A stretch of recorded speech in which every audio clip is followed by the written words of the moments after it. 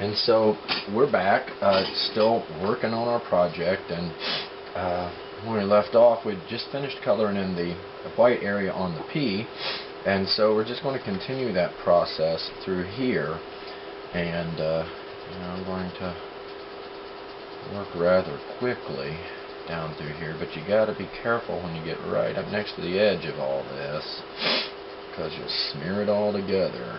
And you just got to use that little microscopic spacing in there if you can get that to happen.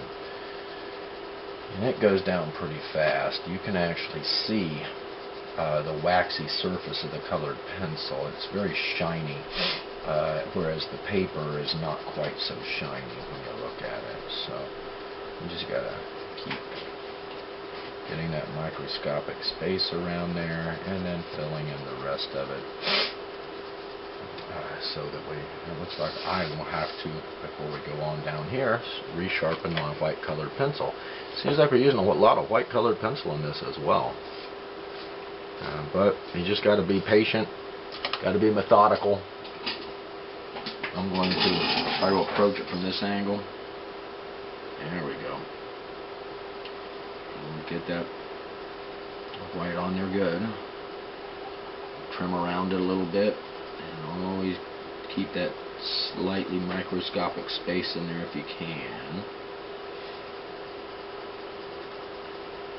And I'm coloring pretty fast, but I'm pretty good at this too, so my advice to you is go pretty slow and accurate and make good markings rather than haphazard ones. Now you get up next to the edge of the paper, you got to be careful so you don't tear your paper after all this that we've done. Okay, I can actually see the colored pencil. The white colored pencil is it's glossy and shiny compared to the regular color of the paper. And so if you can't tell that you've got enough white colored pencil on it, well then just pick your artwork up and turn it up and you look at it through the back of it with some light on the front, and wherever you're at with this white colored pencil, if you've really bared down on it and you've gotten it opaque, it will appear to be gray on the other side. The actual white colored pencil blocks out a lot of the light and it looks grayish on the other side. So that's one way. It's risky, but if you were to just feel it with your fingertips, you would notice that the color, the white, has got a different waxy feel to it.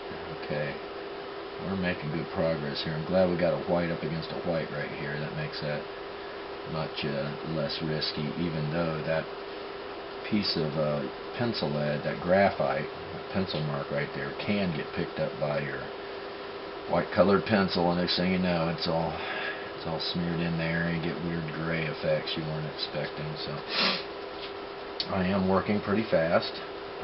However, I've done this many times, and so I'm able to build up a layer of this colored pencil material very quickly with good pressure, and I can actually see it because I'm looking at it at an angle.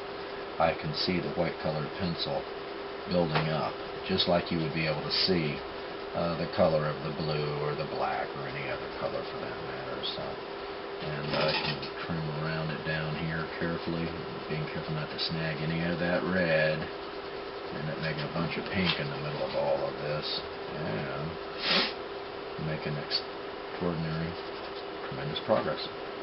Okay, that looks good right down that edge. Does look good. Okay, that means I can move on to this letter T. It looks like I'm going to have to resharpen the white colored pencil again.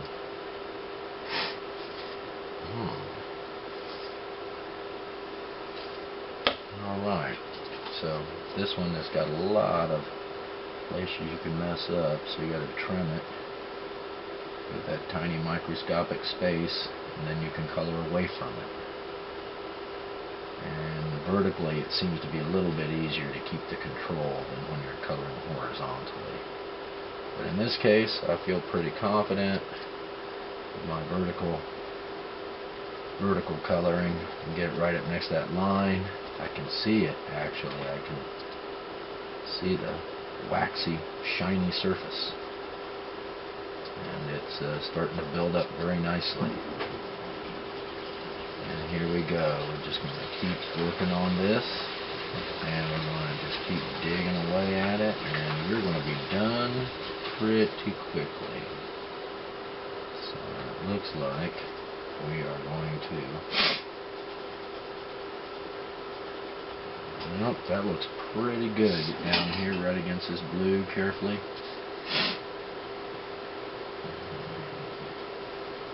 Okay, fantastic.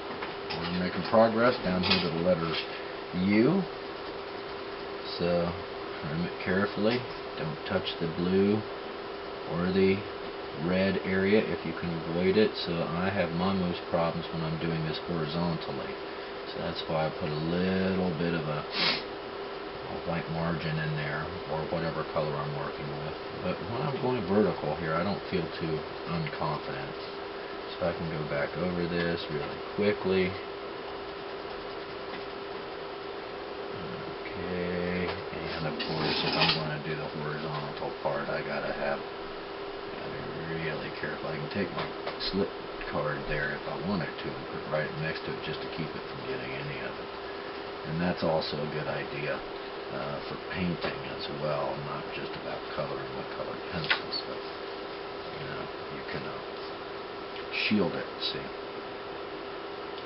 Make sure none of it is going to get snagged, and then you can color right up next to it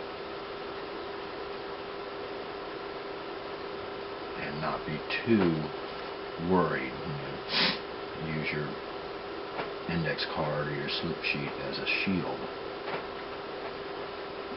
Practice called masking. So you can do the same thing down this sideline right here.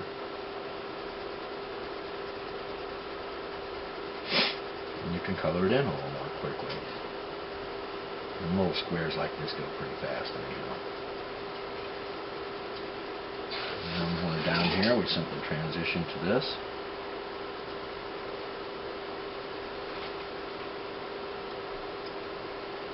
Very good. Okay, last thing is our letter A, of course the one that takes the most time and effort to color in with the white colored pencil, so we just got to be very careful up here where our colors meet. Keep that little microscopic space there if we can. Okay, very good. And then we can shield this area with our index card or our slip sheet, and that will help us too. Looks like I'm going to have to sharpen one more time here. And I've managed to go through this entire project, and I'm not done yet, but I haven't snapped off a ledge yet. I'm not done yet, but it's pretty good use of materials. When you're responsible for your own materials, you got to take care of them. Okay, I see I missed something right there. I can just tell by there's a glossy, waxy look to the colored pencil, and I can see it clearly from where I'm at on close inspection. You may not be able to see it yourself, but the fact that it's causing the camera to flash is pretty good evidence of that. It's just reflecting a lot of light off of the surface here. It's very waxy. Okay, last little bit. Alright.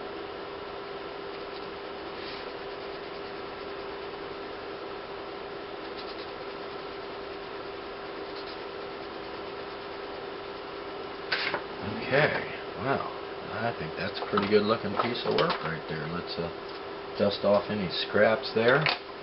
Look for some lack of opacity areas. It might be this black right down here looks a little thin on the bottom.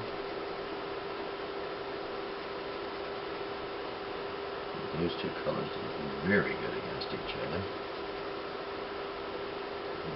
And I don't know that there's much else I would change on it. It's all pretty opaquely colored in. It's design work and the layout work is all pretty good. I look at it, I'm pretty satisfied with it. That's just a reflection right there. That's jet black if you can see it from close inspection, but when we hold it down you can see it's jet black. But then the reflection on it lightens it up a bit. So now we come to, we're just going to finish this out. I'm going to use, if I can get my ruler out of here, I'm going to use my 18-inch ruler, although you may only have a 12-inch ruler, and if that's the case, then you will have to just do this very carefully. Now, if you're right-handed, we would start in this direction. We're going to use a black colored pencil. It's going to have a nice working point on it, and we're going to outline between the squares of our project. And that is going to help us, at least the people who need to read it, and ourselves as well, identify where one letter ends and the next letter begins. Although I will say, on some cases, it's really very fascinating to see how these colors come together and the shapes that they form when they're not divided. But for the purpose of communicating clearly with our audience, I think we need to divide these up like this. So I'm right-handed, so I will be working from the right to the left. But if you're left-handed, you would want to do this, of course, in reverse, and you would want to work from the left to the right as we make these markings with the colored pencil. So we're going to put the ruler precisely on the line that divides these squares, and then we have to back it up just a really tiny amount. And then before we make a mark, we're going to test it. So we make a mark right here, and it seems to be on the line, and this one right here maybe a little off the line, so just micro adjust it, and that looks pretty good too. Now you got to hold this down really firmly or it will skid. We're going to press the ruler down firmly, and we're going to make, it usually takes 3 passes with the black colored pencil, make a nice dense line right between the lines. And so that clearly now separates off our letters. We're going to do the same thing yet again.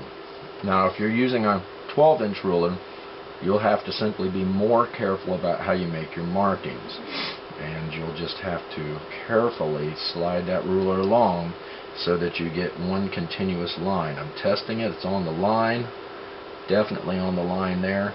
So if, you know, like 3 good passes of the pencil, and you got to hold the ruler down firmly because you're pressing this pencil against it in order to get a nice dense line.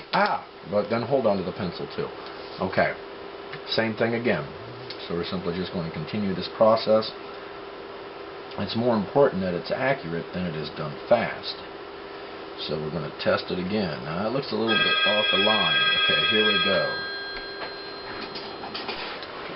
So we're finishing it up by outlining it still. So we got that one and this one here, and we're just going to carefully continue to accurately lay that on there. I'm going to test it. It looks good. Test it. Looks good. And then sometimes when you got to twist the pencil a little bit if you are agile enough for that, and it gives you a bit of a better mark and it keeps the point on it. And so that looks good. We just got to continue on. So look, accuracy is way more important than the speed of the production. Now right here we've got a little dot from where we laid it out, but eventually that will be covered up by this black marking. So I'm going to test it, and maybe a little more over here. Sometimes the lead of the pencil is kind of fat.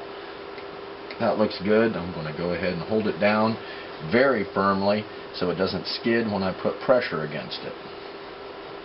And it takes a few marks with the pencil to get a nice dense outline there. And one more time vertically, and then we're going to do just the same thing but in the other direction. Now this one's good. Test it. It's good. Hold it down very firmly and then press against it with the black colored pencil. And if you rotate the pencil around carefully, if you know what you're doing with it, you can get it to fill in very nicely. Dense black markings like that. Okay, now we've got to do the same thing from the top to the bottom. So we're simply going to reorient our ruler. I happen to have an 18-inch ruler. If you're using a 12-inch ruler, then you will need to move the ruler accurately across the paper a little bit. I'm testing it. Looks pretty good from there. Looks pretty good there. I'm going to hold this down firmly, and then I'm going to make my marking. And I'm pressing up against the ruler firmly, but because I'm holding it down with force, it won't skid, and it will allow me to make a dense, continuous marking that separates the letters again.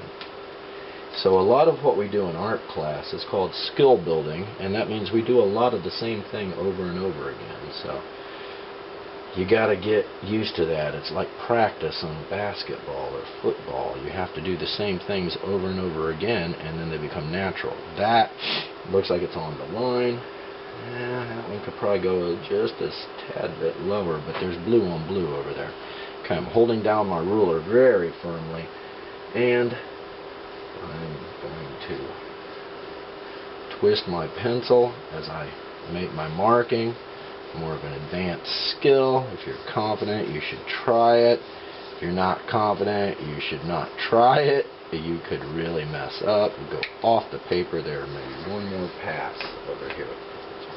Very good. We're down to one of the last lines. So we're going to orient the ruler again. Hold it down. Test it. Looks good. Okay, over here I'm a little concerned, so I'm going to lower that a bit, test it. That looks good. That looks good. Alright, hold that ruler down with a great deal of force, strong hands. And then we're making our mark that separates our letters from each other so they're more easy to identify and understand what the message is. Okay, that's how it should look. Now, I'm going to sharpen up my pencil because I'm going to now date and sign down here in the lower right hand corner my name, so that when someone digs this up in 1,000 years, they will know who made it and when. So I'm just going to... Now, if we had a dark area down here, we would sign it in a different area, you know, a lighter area where it could be seen. But I'm going to write my name in here in bold letters that nobody can mistake for somebody else. Okay, and that's always a good idea. If people are going to look at your artwork, you should make it bold so that they know who's responsible for it. Okay.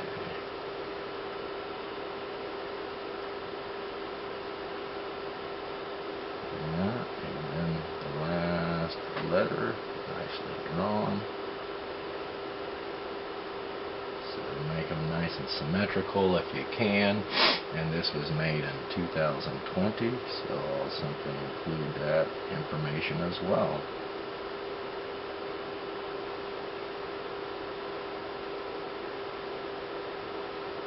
Okay. And one more. And that is how it is done. Now our very last task is to take this piece of artwork and we're going to flip it over carefully. I'm taking it up. And we're going to write what the phrase says on the back. And that way, if people can't figure it out, you can at least show them what it means. And so on the back here of our piece of artwork, we're going to write out what our message is. And our message is, all people are created equal. So we're going to just write it up here in a phrase.